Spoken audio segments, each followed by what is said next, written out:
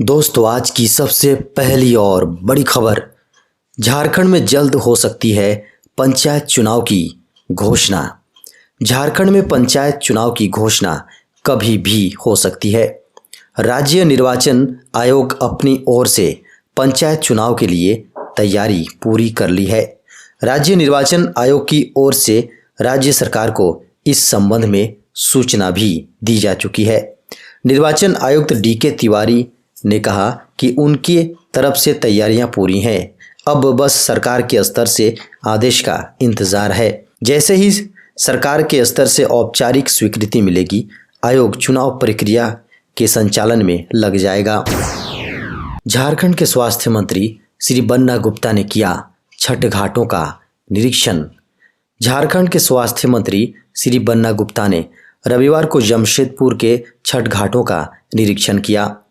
वे अपनी टीम के साथ रविवार को निरीक्षण करने के लिए निकले और शहर भर में जितने भी छठ घाट हैं उसका निरीक्षण किया। उन्होंने बताया कि छठ पूजा एक महापर्व के रूप में मनाया जाता है। आस्था का पर्व छठ पूजा में छठ व्रतियों को किसी भी तरह की परेशानी ना हो, इसका भी ख्याल रखा जा रहा है। उन्होंने कई छठ घाटों का निरीक्षण किया। निरीक्षण में पाया कि कई घाट ऐसे हैं जो पहले से काफ़ी साफ सुथरे हैं और कई घाट ऐसे हैं जिनमें अब भी काफ़ी काम बाकी है। दोस्तों, देवघर से बड़ी खबर सामने आ रही है। देवघर पुलिस की बड़ी कार्रवाई, 11 साइबर क्रिमिनल्स को किया गिरफ्तार। दोस्तों, देवघर पुलिस को एक बड़ी सफलता मिली है। जिले के देवीपुर, मार्गोमुंडा, पथरोल और मधुपुर थाना क्षेत्र से कुल 11 साइबर क्रिमिनल को गिरफ्तार किया गया है। अपराधियों से 16 mobile, 28 SIM, 16 passbook, 1 chequebook, 6 ATM, 6 सहित नगद 48,000 रुपये की बरामदगी की गई है। यह सभी अपराधी फर्जी बैंक अधिकारी बनकर लोगों से ठगी का काम करते थे। दोस्तों, बड़ी खबर है। JSCA स्टेडियम में 25,000 दर्शक देख सकेंगे भारत न्यूजीलैंड मैच। JSCA में भारत और न्यूजीलैंड के बीच 19 नवंबर को मैच खेला जाना है। धुरवा स्थित अंतर्राष्ट्रीय स्टेडियम में तैयारियों का निरीक्षण करने हाल ही में BCCI और न्यूजीलैंड की 5 सदस्यीय संयुक्त टीम ने दौरा किया था। Team man, ground staff, dressing room, players entry सुरक्षा तैयारियों का जायजा लिया गया। निरीक्षण टीम ने कोविड को लेकर वायु बबल्स के संबंध में भी निर्देश दिए। बताया जा रहा है कि JSCA में उपलब्ध सुविधाओं से संतुष्ट होकर टीम लौटी। बताया जा रहा है कि सरकार ने 50% दर्शकों की ही मौजूदगी की अनुमति दी है। ऐसे में लगभग 25,000 ही टिकटों की बिक्री होगी। स्टेडियम की क्षमता लगभग 50,000 है। SSC की परीक्षाओं में एंट्री और एग्जिट दोनों की होगी जांच। दोस्तों, केंद्रीय कर्मचारी चयन आयोग यानी SSC ने परीक्षार्थियों के लिए एक नया आदेश जारी किया है। यह आदेश परीक्षा केंद्र में जांच से जुड़ा हुआ है। आयोग ने आदेश जारी करते हुए कहा है कि अब विभिन्न कंप्यूटर आधारित परीक्षाओं में शामिल होने आ रहे छात्रों का न केवल प्रवेश के दौरान जांच किया जाएगा, बल्कि एग्जाम देकर बाहर निकलने के बाद भी जांच होगा। आयोग ने कहा, उम्मीदवारों को सूचित किया जाता है कि कर्मचारी चयन आयोग द्वारा आयोजित की जाने वाली कंप्यूटर आधारित परीक्षाओं के लिए अब सभी उम्मीदवारों का एग्जिट वेरिफिकेशन करने का फैसला लिया गया है। झारखंड में अब ग्रीन राशन कार्ड धारियों को भी मिलेगा धोती साड़ी योजना का लाभ। झारखंड में 5.5 लाख ग्रीन राशन कार्ड धारियों, जी हाँ, परिवारों को भी अब सोना सोबरन योजना यानी धोती साड़ी योजना का लाभ मिलेगा। सरकार के निर्देश के बाद खाद्य आपूर्ति विभाग इसकी तैयारी में जुट गया है। राज्य में अभी पीले और गुलाबी राशन कार्ड धारियों की संख्या लगभग 59 लाख लोगों को ही इस योजना का लाभ मिल रहा है। ग्रीन कार्ड धारकों को इस योजना में शामिल करने से सरकारी खजाने पर 48.5 करोड़ का अतिरिक्त लोड पड़ेगा। बता दें कि गुलाबी और पीले कार्ड धारकों की तरह ग्रीन कार्ड धारक को भी साल में 2 बार इस योजना का लाभ दिया जाएगा। छठ महापर्व के लिए रेलवे चलाएगा कई फेस्टिवल, स्पेशल ट्रेन। लोक आस्था के महापर्व छठ पर यात्रियों की अतिरिक्त भीड़ को देखते हुए झारखंड की राजधानी रांची से कई स्पेशल ट्रेनों का परिचालन किया जा रहा है। इसे छठ पूजा विशेष ट्रेन के रूप में देखा जा रहा है। इन ट्रेनों में यात्रा के दौरान यात्रियों को कोविड-19 प्रोटोकॉल का पालन करना होगा। झारखंड स्थापना दिवस पर नागरिक सेवा मिशन की बड़ी सौगात। झारखंड सरकार झारखंड के स्थापना दिवस पर लोगों को बड़ी सौगात देने जा रही है। सरकार इस दिन नागरिक सेवा मिशन अभियान शुरू करेगी। यह 15 नवंबर से सरकार के गठन के दिन 29 दिसंबर तक चलेगा। इसके तहत 11 क्षेत्र की 46 सेवाओं व योजनाओं में आम आदमी से जुड़े आवेदनों को निपटाया जाएगा। यानी इन योजनाओं से जुड़ी आवेदनों की प्रतीक्षा सूची समाप्त कर दी जाएगी। स्वयं मुख्यमंत्री हेमंत सोरेन स्थापना दिवस पर इसकी शुरुआत करेंगे। जानकारी के अनुसार मुख्यमंत्री ने आवेदनों की प्रतीक्षा सूची समाप्त कर योग्य आवेदकों को लाभ पहुंचाने का लक्ष्य विभागों को दिया है। दोस्तों, बड़ी खबर है।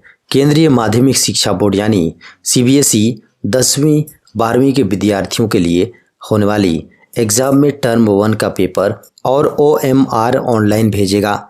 दोनों का प्रिंट आउट स्कूल की ओर से विद्यार्थियों को उपलब्ध कराया जाएगा। Central board of secondary education ने टर्म 1 की परीक्षा के संबंध में दिशा निर्देश जारी किए हैं। बोर्ड के आदेश के अनुसार 12वीं की कक्षाएं 12वीं की परीक्षाएं 114 और 10वीं की 75 विषयों में होगी। परीक्षाएं 45 से 50 दिनों तक चलेंगी। 16 नवंबर से 12वीं और 17 से 10वीं की परीक्षाएं शुरू होंगी। परीक्षा लेने के बाद स्कूलों को उसी दिन कॉपी का मूल्यांकन कर छात्रों के अंक को अपलोड करना होगा। इसकी भी व्यवस्था बनाई जा रही है। टर्म 1 की परीक्षाएं 90 मिनट की होंगी, जो बहुविकल्पीय प्रश्नों पर आधारित होंगी। बता दें कि इस दौरान छात्रों को अपने उत्तर को OMR शीट पर भरना होगा। वहीं टर्म 2 की परीक्षा 2 घंटे की होगी। वित्त मंत्री निर्मला सीतारमण ने कहा, लॉकडाउन के 48 घंटों में हमने बदली 80 करोड़ जिंदगियां। बीजेपी की राष्ट्रीय कार्यकारिणी की बैठक के बाद केंद्रीय वित्त मंत्री निर्मला सीतारमण ने संवाददाता सम्मेलन को संबोधित किया। उन्होंने कहा कि बैठक का मुख्य उद्देश्य अगले साल होने वाले 5 राज्यों में विधानसभा चुनाव से पहले पार्टी की रणनीति तय करना था। सीतारमण ने कहा कि हमें आज भी याद है कि लॉकडाउन के 48 घंटे के अंदर हमारी सरकार ने ऐतिहासिक फैसला लेकर 80 करोड़ लोगों के लिए मुफ्त राशन की व्यवस्था की थी। रविवार को राजधानी दिल्ली में भाजपा की राष्ट्रीय कार्यकारिणी का आयोजन किया गया था। इसमें पीएम नरेंद्र मोदी समेत बीजेपी के तमाम नेता और केंद्रीय मंत्री मौजूद थे। इस हफ्ते 5 दिन बंद रहेंगे बैंक। देश में नवंबर की शुरुआत त्योहारों से हुई है। पहले हफ्ते के बाद दूसरे हफ्ते में भी कई राज्यों में त्योहारों का माहौल है। ऐसे में इन राज्यों में ज़्यादातर विभागों में छुट्टी रहेगी। इसी कड़ी में RBI ने महीने की शुरुआत में ही बैंकों के अवकाश की सूची जारी कर दी थी। इसके अनुसार दूसरे सप्ताह में अलग अलग राज्यों में मिलाकर 5 दिन बैंक बंद रहेंगे।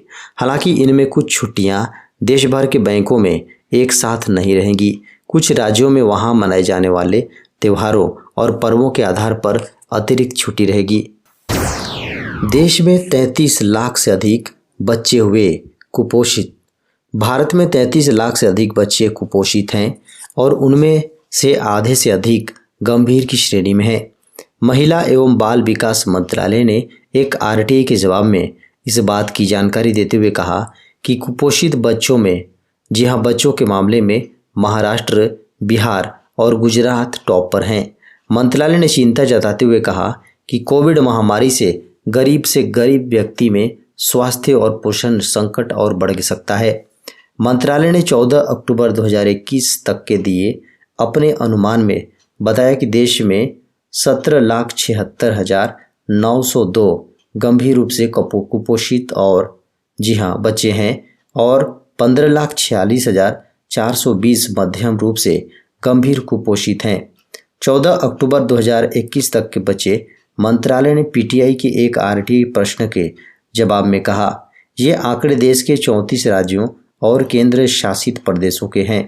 ये आंकड़े अपने आप में खतरनाक हैं, लेकिन पिछले नवंबर के आंकड़ों से तुलना करने पर ये और भी ज़्यादा खतरनाक हो जाते हैं। रांची के दशम फॉल और नगड़ी थाना का बनेगा नया भवन। रांची के नगड़ी और दशम फॉल थाना का नया भवन बनाए जाएंगे। इसके लिए राज्य सरकार के स्तर से फंड भी आवंटित हो गया है। नगड़ी प्रखंड कार्यालय परिसर में ही 80 डिसमिल जमीन पर थाना का नया भवन बनेगा, जिसके लिए जमीन का क्लीयरेंस मिल गया है। बताया जा रहा है कि जल्द ही टेंडर की प्रक्रिया शुरू हो जाएगी।